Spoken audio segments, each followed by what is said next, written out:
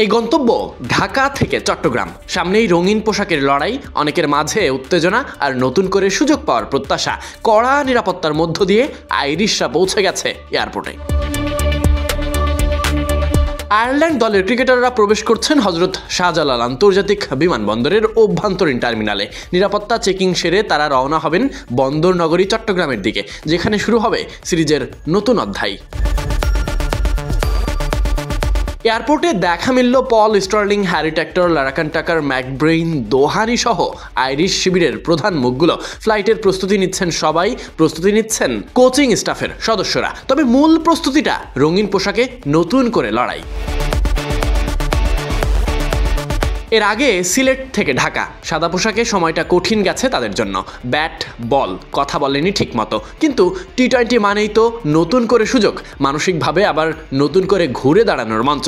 তাই তো এই সুযোগটা কাজে লাগাতে চাইবে আইরিশ ক্রিকেটাররা। ঢাকা থেকে চট্টগ্রামের পথে আইরিশরা টাইগার থাবা থেকে মুক্ত হতে চাইবে, কারণ এবার বাংলাদেশ সফরে এখনও আইরিশদের জন্য সুখকর কিছুই আসেনি। তবে টি-20তে নতুন পরিকল্পনা নিয়ে মাঠে নামতে প্রস্তুত তারা। চেকিং শেষে উড়াল দেওয়ার অপেক্ষায় ক্রিকেটাররা। চট্টগ্রামে শুরু হতে যাওয়া রঙিন পোশাকের লড়াইয়ে নিজেদের সেরাটা দেওয়ার জন্য প্রস্তুত তারা। চট্টগ্রামেই হবে তাদের ফেরার চেষ্টা, প্রতিপক্ষকে চ্যালেঞ্জ ছুড়ে দেওয়ার নতুন মঞ্চ। আইরিশ শিবিরে চোখ শুধু টি-20র পরিকল্পনাতে। আয়ারল্যান্ড বাংলাদেশের 3 ম্যাচের টি-20 সিরিজ অনুষ্ঠিত হবে 27 নভেম্বর, 29 নভেম্বর এবং 2রা December. Sadiq Ahmed Sani, BD cric time.